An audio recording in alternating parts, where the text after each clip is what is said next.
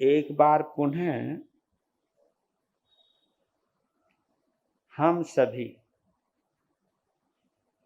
जो इस प्रांगण में बैठे हैं वे भी,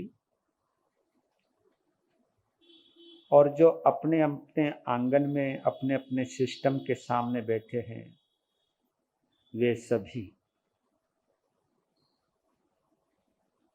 अपने सौभाग्य की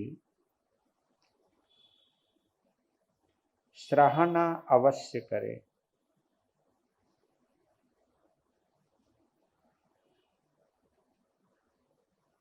इस भाव यात्रा के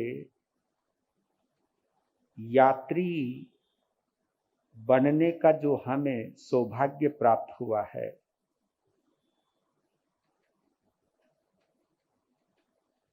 यह हमारे लिए विशेष उपलब्धि है। जो हमें अपने पुण्य से मिलती है उसे हम लब्धि कहते हैं,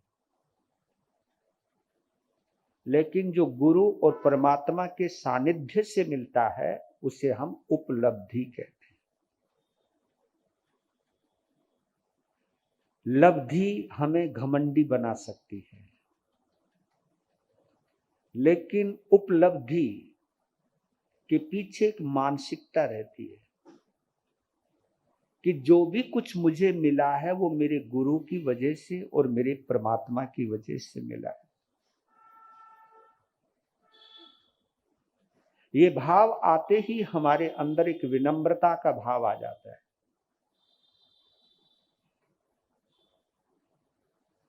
और यही विनम्रता हमें अपने आराध्य से जोड़ती है। ये जो जुड़ाव है यही हमें प्रकाशित करता है। ये जो जुड़ाव है हमारे अंदर छिपे हुए असीम आनंद को प्रकट करता है।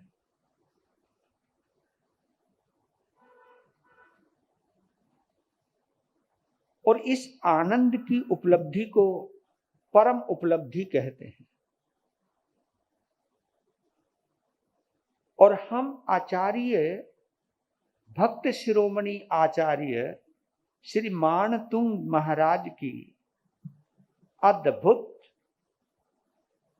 भक्ति प्रधान रचना श्री भक्ताम्र स्तोत्र के माध्यम से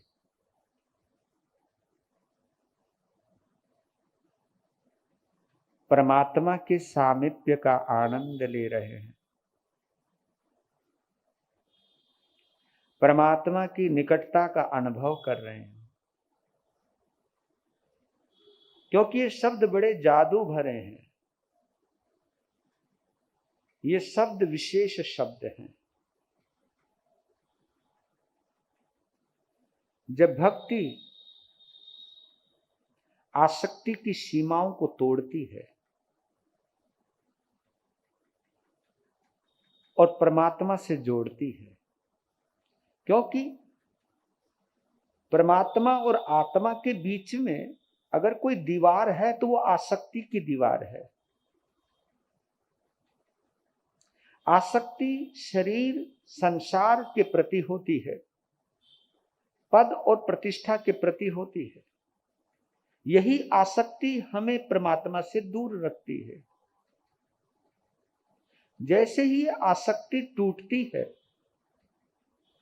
वैसे ही भक्ति के माध्यम से एक व्यक्ति परमात्मा में छलांग लगा देता है। ऐसे ही जैसे भगवान रूपी सरोवर में एकदम छलांग लगाना, उसकी ठंडक का, उसकी मधुरता का अनुभव करना।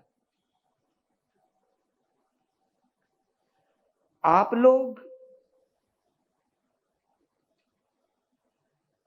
आचार्य भगवान श्री मानतुंग महाराज की इस अद्भुत रचना के माध्यम से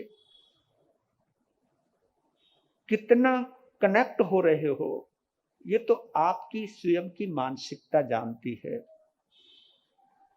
लेकिन मैं तो एक ही बात जानता हूं परमात्मा की भाषा में, कि जितनी आसक्ति कम होगी उतनी भक्ति विस्तृत होगी, जितनी भक्ति विस्तृत होगी उतना ही परमात्मा के साथ निकटता का अनुभव होगा।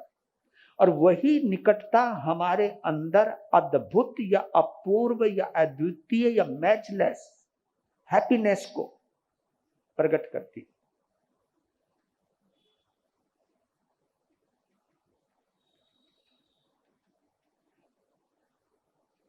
आज के श्लोक को समझने के लिए एक गीत है, गीत कॉमन है लेकिन ये गीत विशेष बन जाता है जब हम इस गीत की विशेषता को आज के श्लोक से जोड़ करके चलेंगे। तो लीजिए, सज धज कर जिस दिन मौत की शहजादी आएगी,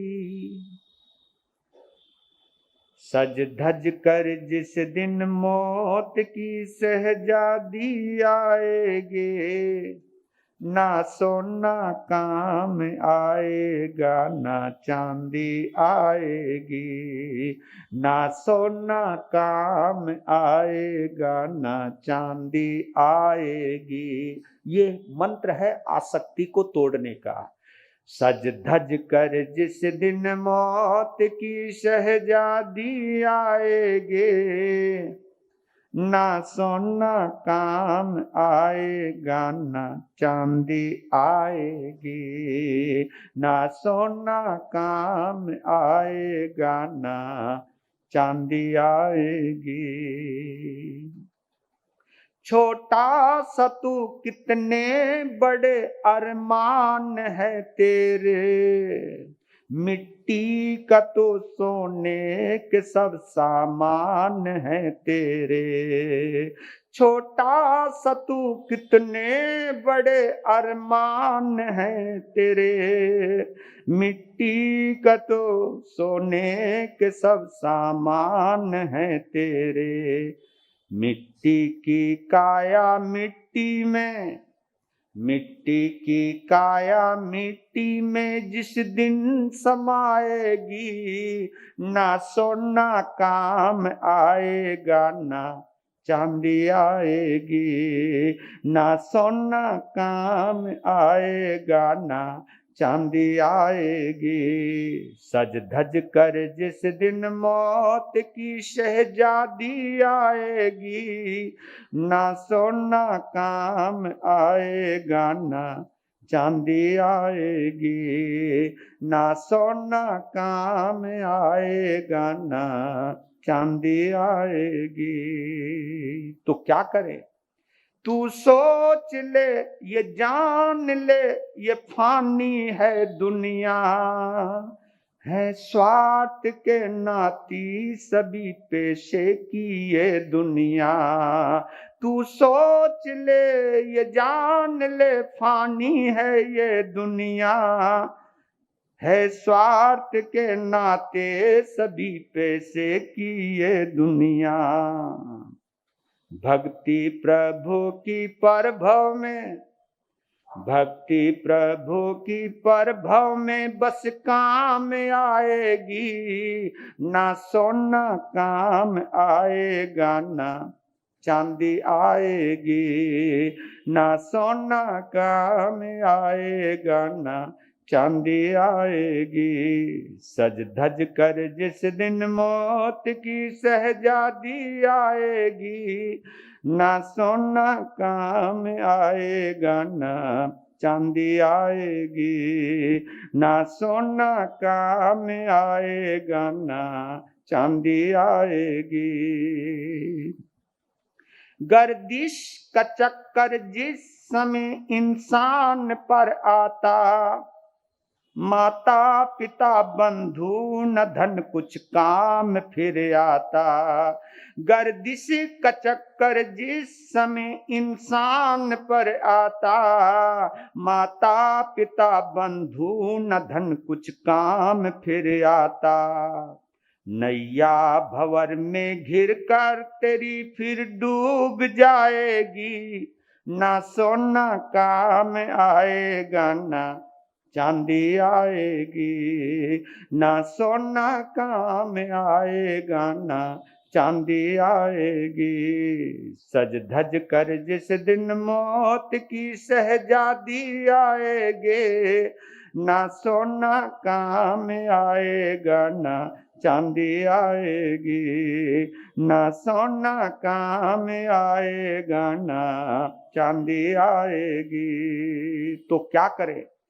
पर तोल ले पंछी तू पिंजरा छोड़ के उड़ जा, माया महल के सारे बंधन तोड़ के उड़ जा। पर तोल ले पंछी तू पिंजरा छोड़ के उड़ जा, माया महल के सारे बंधन तोड़ के उड़ जा। मरघट पर जिस दिन मौत, मरघट पर जिस दिन मौत तेरी गुनगुनाएगी, ना सोना काम आएगा ना चांदी आएगी, ना सोना काम आएगा ना चांदी आएगी। सज धज कर जिस दिन मौत की शहजादी आएगी, ना सोना काम आएगा ना चांदी आएगी, ना सोना काम आएगा ना चांदी आएगी। जब ये बात हृदय तक पहुंच जाती है तो आदमी गलत फहमियों का शिकार नहीं होता, फिर जीवन की वास्तविकता उसके सामने प्रकट हो जाती है। और ये प्रकटीकरण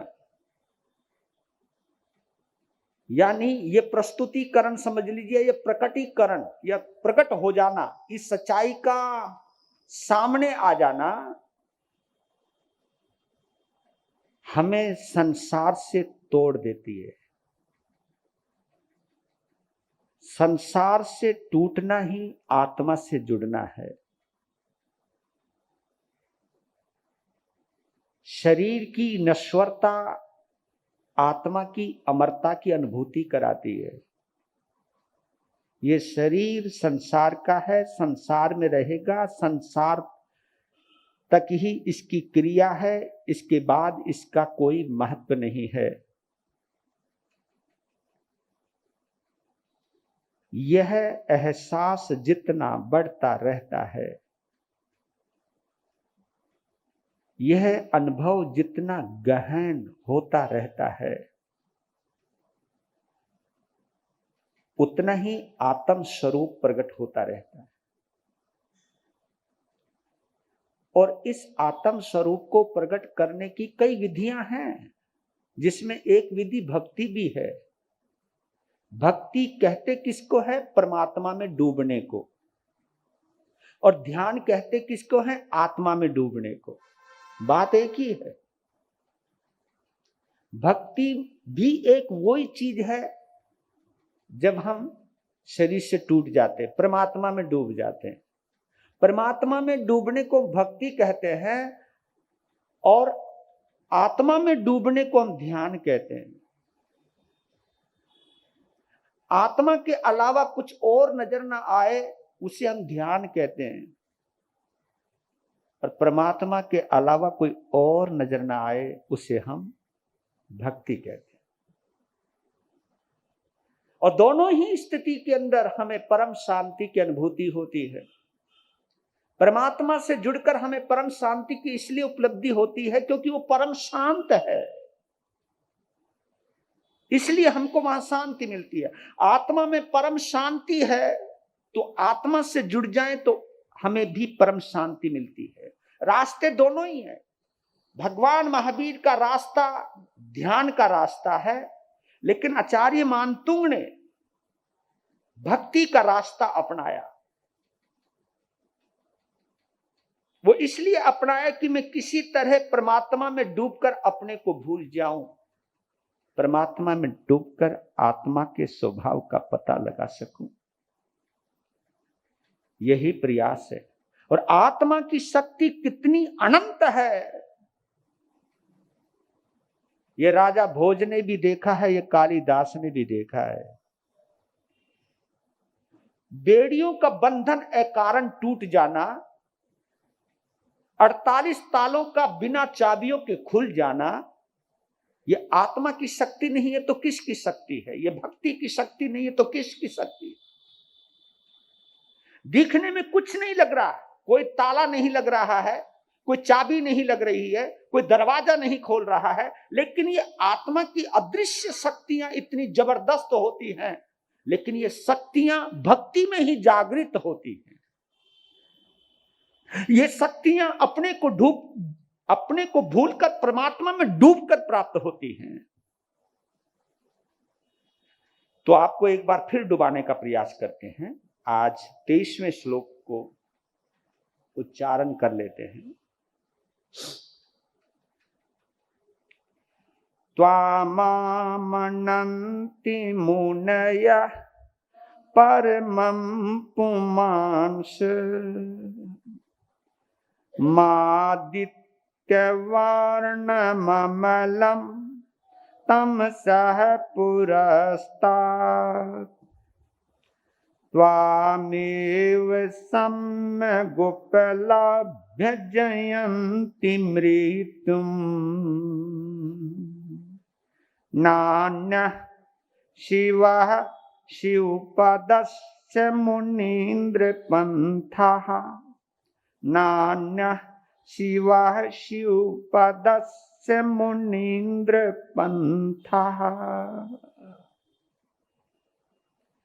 त्वामामनन्ति मुनयः परमं पुमांस मादित्यवर्णममलं तमसः परस्तात् पुरस्तात्। बात एक ही है, दोनों ही शुद्ध हैं। कहीं पुरस्तात् लिखा रहता है, कहीं परस्तात् लिखा रहता है। इसमें नहीं सोचना कि ये शुद्ध है या अशुद्ध है। पुरस्तात् कहिए या परस्तात् कहिए, बात एक ही है। मात्राओं की भी कोई यहां चक्कर नहीं है। मादित्य वर्ण ममलम तमसः परस्तात् त्वामेव सम्य गुप्त लभ्य जयंती मृत्यु नान्यः शिवः शिवपदस्य मुनीन्द्र पंथः। अद्भुत। इसकी गहराई में चलते हैं, थोड़ा सा महसूस करते हैं। त्वामामनन्ति मुनयः परमं पुमांसम्।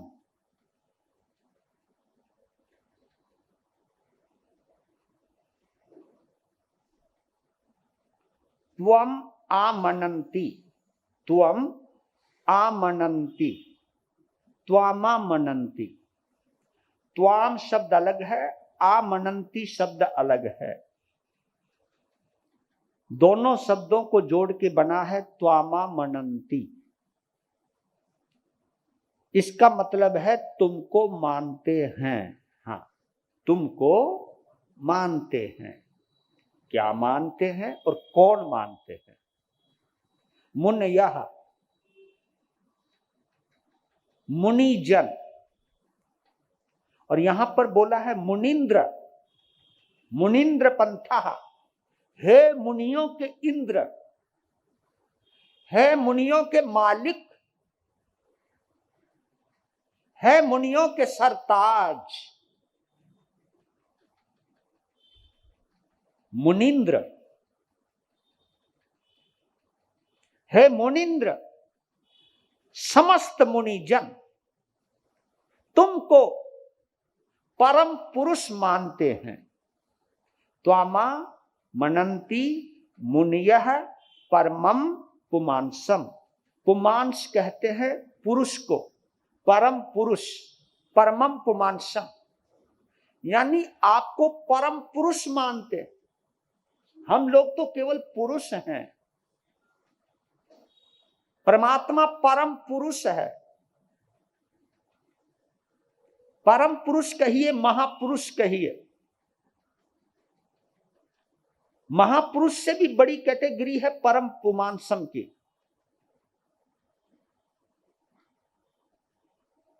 जिसके अंदर आत्मा का परम पौरुष प्रकट हो गया हो।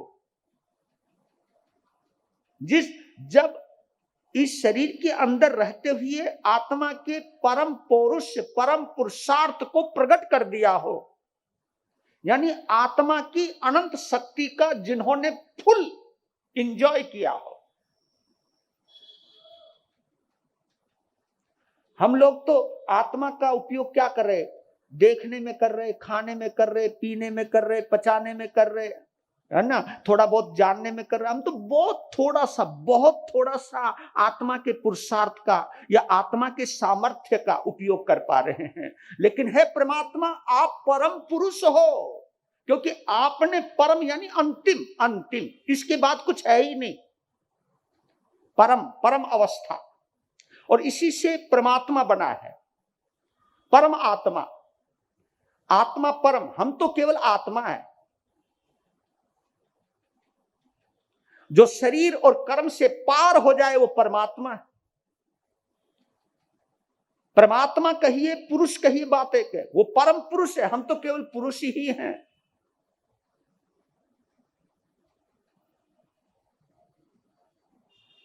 हमारे कर्मों ने जो जो चीजें हमको दी है, हम तो केवल उसका उपयोग करते हैं, उसका उपभोग करते हैं।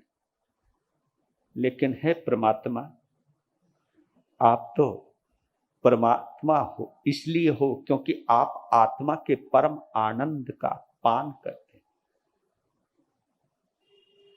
आत्मा में परम आनंद है, परम आनंद है। और उस परम आनंद, यानी आनंद की भी परम अवस्था, परम आनंद, परमात्मा ही आत्मा के परम आनंद की अनुभूति करता है। हम तो थोड़ी बहुत इंद्रियों और मन को जो अच्छा लगता है उसको वो सुख महसूस करके इतराने लग जाते हैं, मजा आ गया, पर ये नहीं पता कि इसका खामियाजा फिर और भुगतना पड़ेगा। हमारा सुख कभी भी दुख में बदल सकता है, लेकिन परमात्मा का अनंत सुख, जिसका नाम ही है अनंत सुख, जिस सुख का कभी अंत ना हो, अनंत सुख, उस अनंत सुख को हम परमानंद कहते हैं। और यह आत्मा का स्वभाव है। इसलिए परमम पुमांसम क्यों बोला है? आदित्य वर्णम अमलम पुरस्तात्। आपका जो व्यक्तित्व है, आपका जो स्वरूप है, आदित्य वर्णम, सूर्य के समान तेजस्वी है, सुनहरा है, सुनहरी किरणें, स्वर्ण काया है। परमात्मा भगवान ऋषभ देव की काया क्या है? स्वर्ण है, सोने की तरह दमकने वाली, कुंदन की तरह दमकने वाली। ये मुखाकृति का भी वर्णन आ रहा है, उनके बाह्य स्वरूप का भी वर्णन कर रहे हैं। आदित्य वर्णम, क्यों?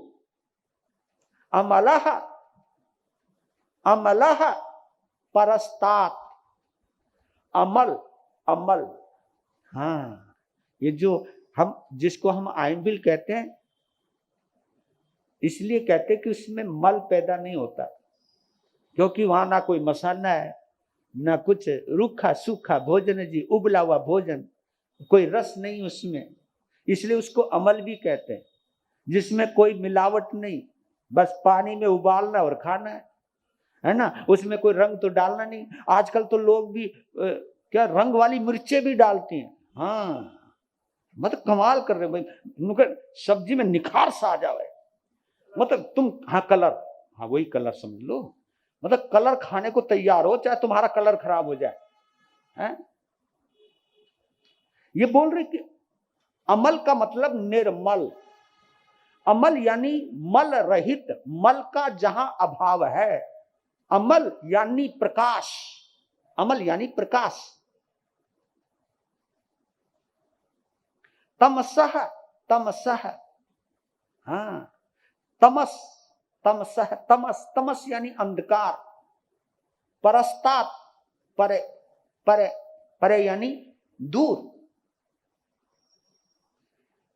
हे प्रभु, आप आदित्य वर्णम हो, सुनहरा वदन है तुम्हारा, सुनहरा स्वरूप है तुम्हारा। ये लुभावना, ये इसलिए भी बोला गया है कि लोगों को गोल्ड बड़ा पसंद आता है, राइट।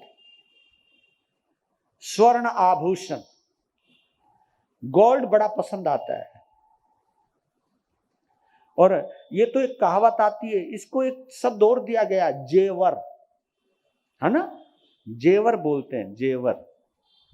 ज्वेलरी को, ज्वेलरी तो इंग्लिश का शब्द है, लेकिन इसको हम हिंदी में बोले या उर्दू में बोले तो क्या बोलते हैं? जेवर। जेवर का मतलब जानते हो? जो वर से भी ज्यादा प्रिय लगे। हाँ, जेवर, जो अपने वर से भी ज्यादा प्यारा लगे, जेवर। जिसकी वजह से अगर जेवर बिकने लग जाए तो आदमी खारा लगने लग जाए ना, इसकी वजह से मेरे सारे जेवर बिक गए। मतलब जब वो अपनी दुख की दास्तां कभी कभी महिलाएं हमारे आगे बोल जाती हैं तो मैं देखता हूं कि यार, मैं बोला कोई बात नहीं, तेरा बंदा बच गया और क्या चाहिए, जेवर गया तो गया, बंदा रहेगा तो जेवर फिर भी आ जाए ना। जी, मेरे मम्मी पापा ने बहुत मेहनत करके दिया था। ओए होए, मतलब कमाल की सोच। ये भी नहीं सोचते कि बंदा ही नहीं रहेगा तो जेवर का करेगी क्या तू। पर लेकिन है, यानी वर की जान से भी ज्यादा जो जानदार लगे उसे जेवर कहते हैं। और सोने की परिभाषा भी बड़ी गजब की है। सोना, वो तुम लोग जानते हो, सोना, है ना। सोने का मतलब ये तो सोना है, सोना नहीं। जिसके पास नहीं वो भी सोना, जिसके पास है वो भी, हाय हाय क्या मुसीबत है भैया। ना रहे तो भी सोने नहीं देवे, होवे तो भी सोने नहीं देवे। ये मनोमालिन्य है। तो बोल रहे हैं कि, यहां पर बोल रहे हैं क्योंकि वो स्वर्ण काया है उनका, स्वर्ण स्वरूप है उनका, आदित्य वर्ण है, यानी वो सूर्य जिसके ऊपर कोई बादल नहीं है, जिसके ऊपर कोई बादल नहीं है, निर्मल है, कोई बादल की छाया नहीं है, डायरेक्ट उसका प्रकाश आ रहा है। यानी ये जो आदित्य वर्ण आत्मा है, आत्मा जिसके ऊपर कर्मों का आवरण था, कर्मों के बादलों की छाया थी, कर्मों का जो राहु था, वो सब खतरे पार हो गए, अमल हो गए, निर्मल हो गए, निर्मल स्वरूप हो गया है जिनका। और जो अंधकार से दूर है। और फिर आगे बोला है, त्वामेव सम्य गुप्तलभ्य जयंती मृत्यु। ये बड़ा प्यारा शब्द है। ऊपर भगवान के स्वरूप का वर्णन किया है। त्वामा मनंती, तुमको मानते हैं, तुमको मानते हैं मुनि जन, परम पुरुष जिसका स्वरूप सूर्य के समान तेजस्वी है, निर्मल है, अंधकार से दूर है। फिर नीचे कहा है, एक विशेषता बोली है यहां पर,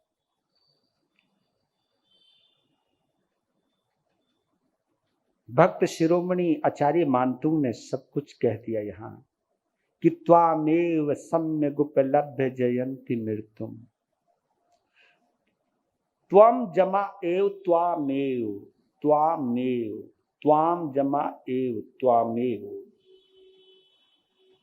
इसका मतलब है तुम ही या तुमको ही। सम्यक उपलभ्य, सम्यक उपलभ्य, सम्यक जमा उपलभ्य। सम्यक शब्द अलग है, उपलभ्य शब्द अलग है, दोनों को जोड़कर बना है सम्यक उपलभ्य। सम्यक जमा उपलभ्य, सम्यक जमा उपलब्ध यानी जिन्होंने आपको पूरी तरह से, सम्यक उपलब्ध यानी भली भांति पूरी तरह से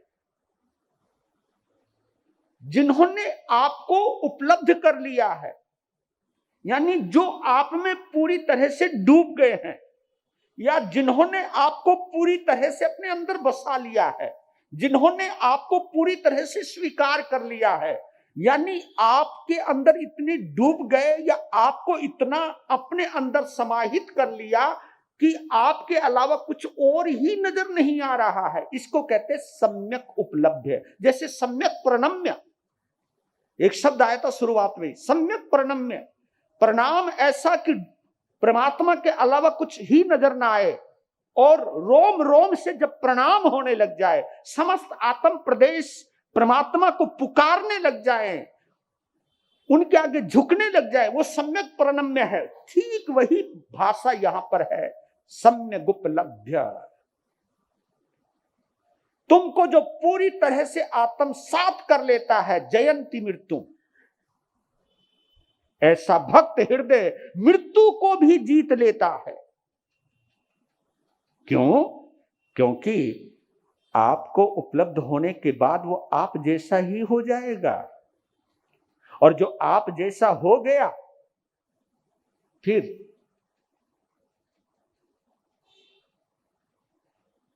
मृत्यु को जीत लेता है, यानी उसको बार बार मौत नहीं आएगी, बार बार उसे मरना नहीं पड़ेगा। क्यों नहीं मरना पड़ेगा? क्योंकि उसको बार बार जन्म लेना नहीं पड़ेगा, इसलिए मरना नहीं पड़ेगा।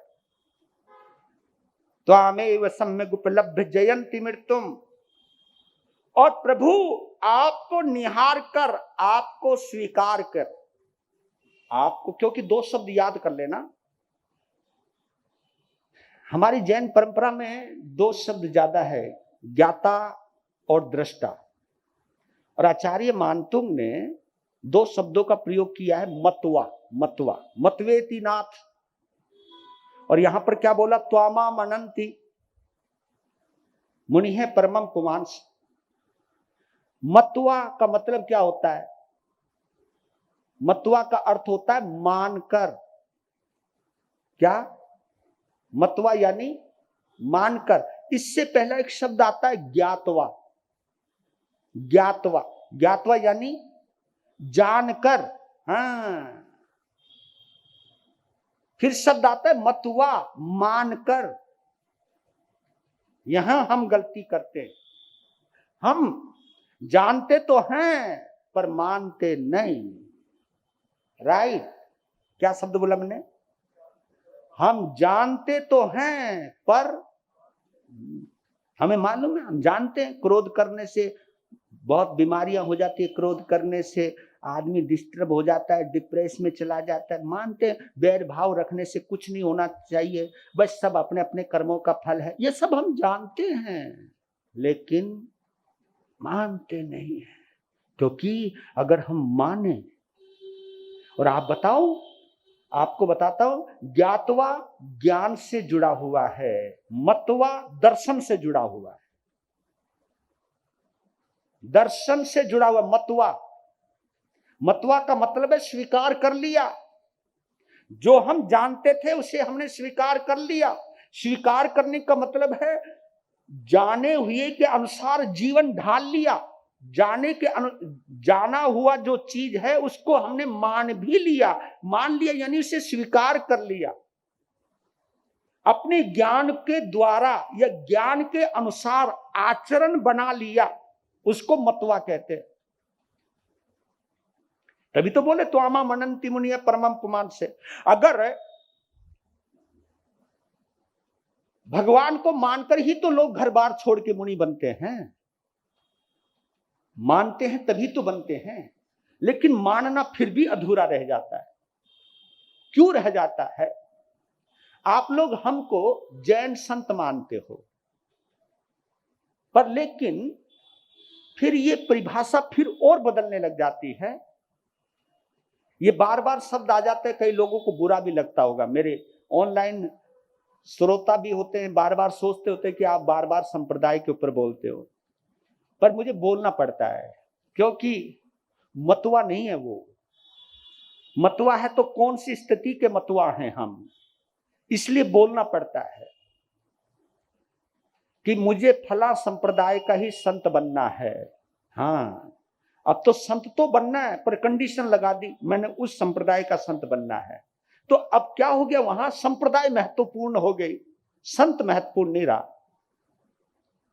मैंने उसी संत का प्रवचन सुनना है, उसके अलावा सुनना नहीं।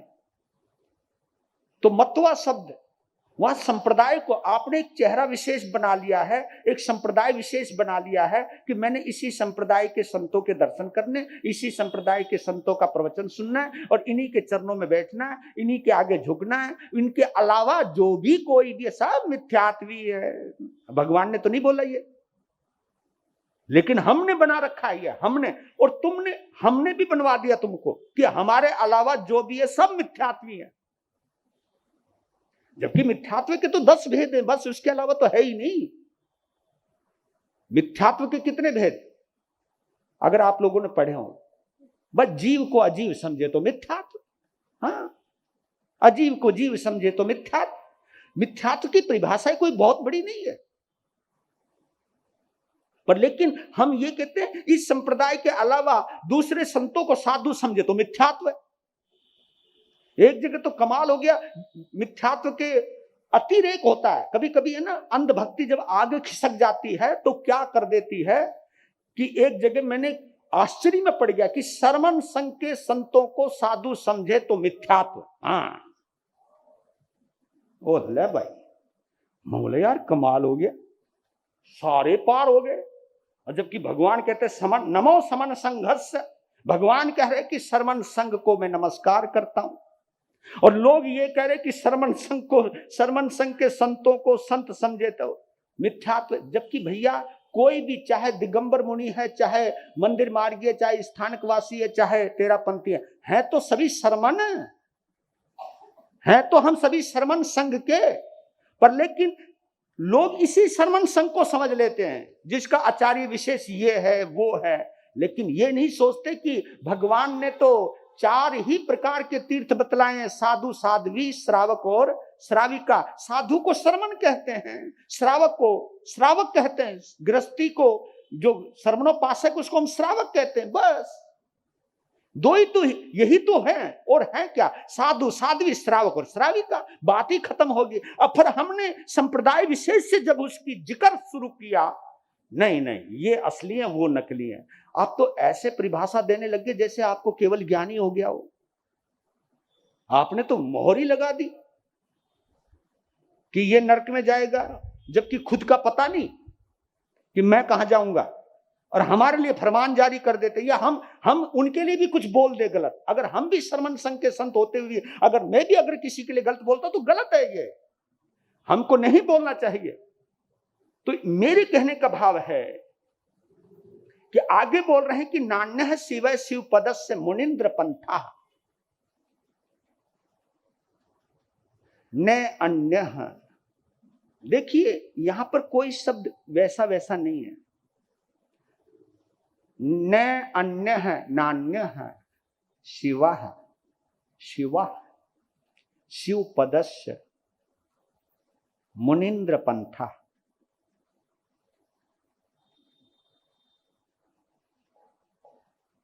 शिव आत्मा को कहते हैं,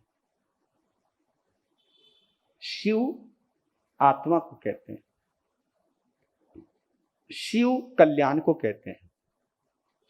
शिव मस्तु, कल्याण हो तुम्हारा, आशीर्वाद दिया जाता है। शिव मस्तु, कल्याण मस्तु, कल्याण हो तुम्हारा। शिव मस्तु, कल्याण हो, तुम पवित्र बनो, आत्म स्वरूप को उपलब्ध हो जाओ। नान्यः शिवः शिवपदस्य मुनीन्द्र पंथा। शिव कल्याणकारी को कहते हैं। हे प्रभु, हे परमात्मा, आत्मा के अलावा कोई भी कल्याणकारी रास्ता नहीं है। आप आत्मा या आत्म ज्ञान या आत्म स्मरण या आत्म रमन के माध्यम से ही शिव पद को प्राप्त किए हो।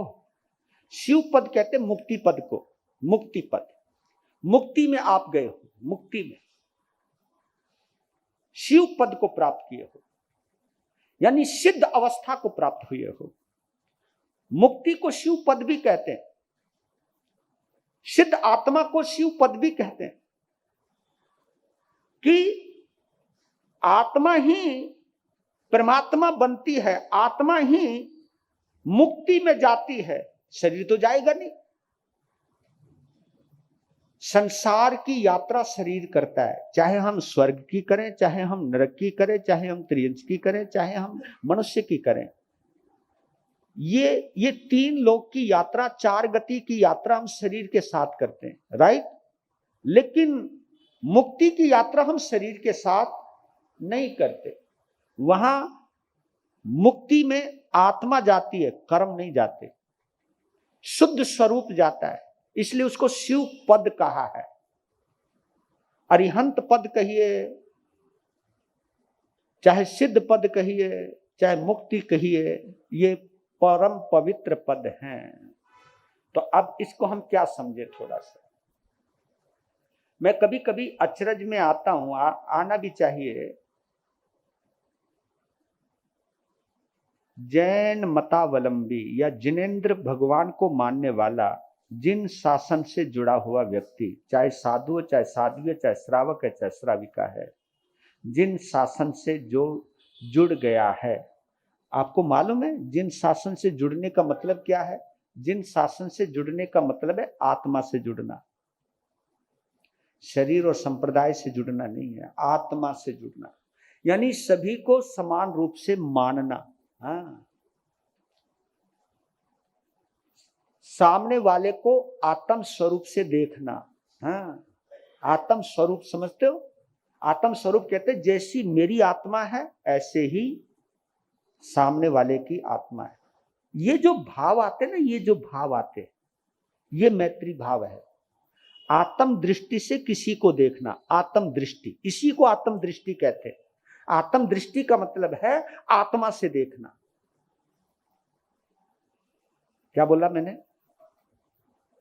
आत्म दृष्टि यानी आत्मा से देखना। लेकिन हम संप्रदाय की दृष्टि से देखते हैं, ये मोह दृष्टि है। इसको क्या बोला? मोह दृष्टि। ये मेरा मकान, ये मेरा स्थानक, ये मेरा मंदिर। और कोई जगह तो गजब हो गया कि मैंने यूपी में भी देखा है कि किसी श्रावक ने मंदिर बनवा दिया, भाई ये तो उसका मंदिर है, जबकि है भगवान महावीर का मंदिर, लेकिन बनवाया किसी ने, तो ये तो उसका मंदिर है, मैं नहीं जाऊं इस मंदिर में। अरे मैं बोला ये तो भगवान का मंदिर है, उसका कोई है? नुका बनवाया तो उसी ने है, अब तू नया बनवा। हो सकता है कि तुझे तेरे विरोधी तेरे मंदिर में नहीं आएंगे, यही चक्कर चल रहा है। इसलिए तो कभी कभी सरमन संघ के थानकों के अंदर दूसरे संप्रदाय के लोग नहीं आ पाते, नुका ना। फिर कभी कभी ये सब छोटी सोच चली जाती है, क्योंकि हमने जिन शासन की दृष्टि से नहीं देखते, आत्म दृष्टि से नहीं देखते।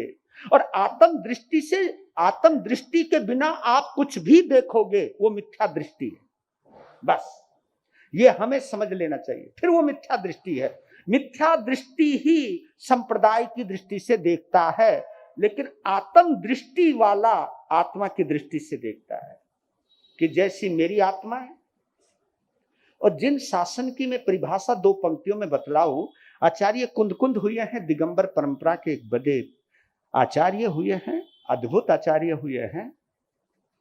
उनकी दो लाइनें में पढ़ रहा था जिन शासन के बारे में, अद्भुत थी वो लाइनें। वो क्या कहते हैं?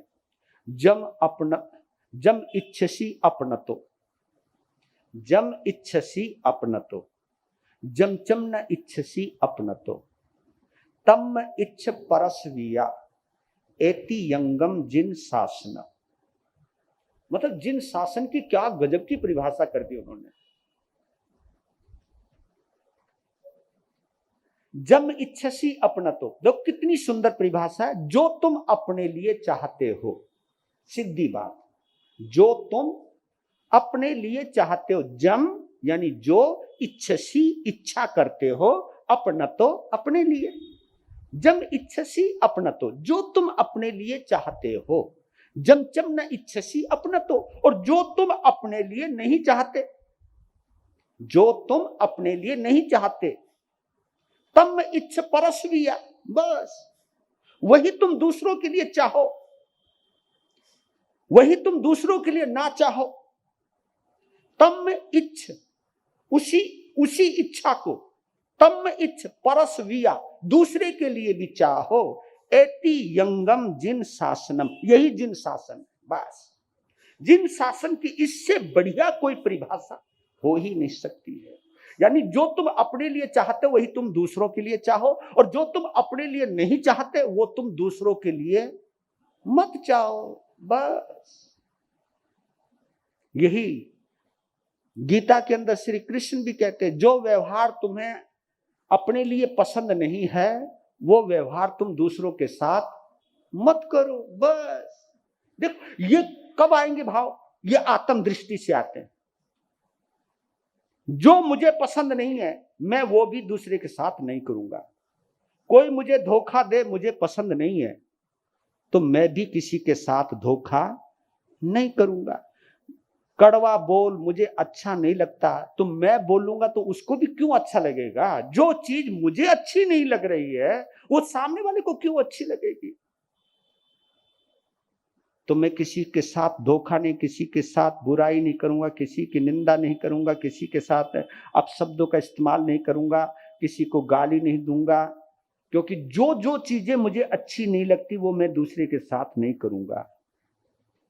ये क्यों कहा, मैं इसकी गहराई में आपको इसलिए ले जाना चाहता हूं। एति यंगम जिन शासनम, ये जिन शासन है। यानी आत्म दृष्टि से जब भी आप सोचोगे सामने वाले को आप अपने ही जैसा पाओगे।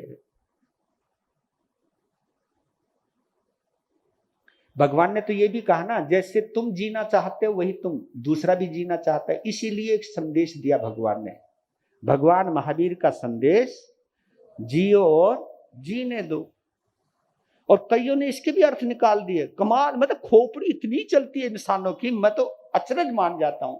नुके जी इसका मतलब जानते हो आप क्या है, मुझे समझा रहे। नुके जी बता भाई। नुके इसका मतलब है जो गरीबी में जी रहा है उसको गरीबी में जीने दो, हाँ। जो भूखा मर रहा है उसे भूखा मरने दो, डिस्टर्ब नहीं करना उनको।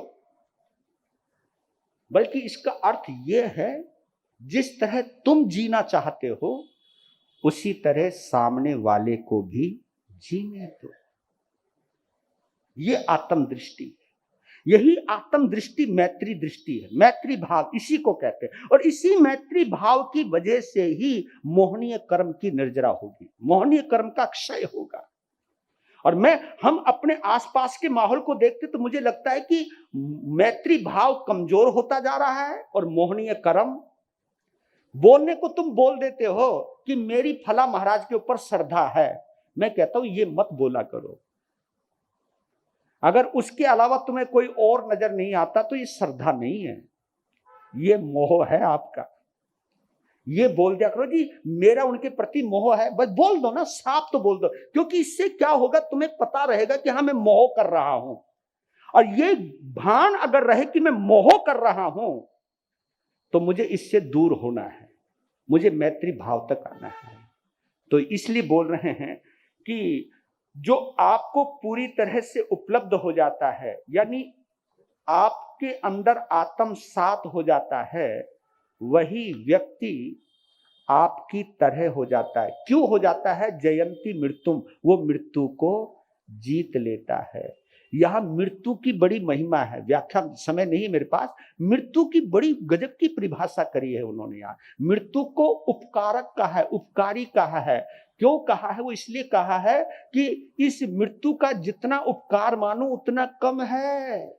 क्योंकि जिस वक्त में नरक के अंदर असीम वेदनाओं को भोग रहा था, नरक गति के अंदर जब मैं असीम वेदनाओं को भोग रहा था, तो ये मौत उपकारी बनकर आई और मुझे नरक से निकाल लाई।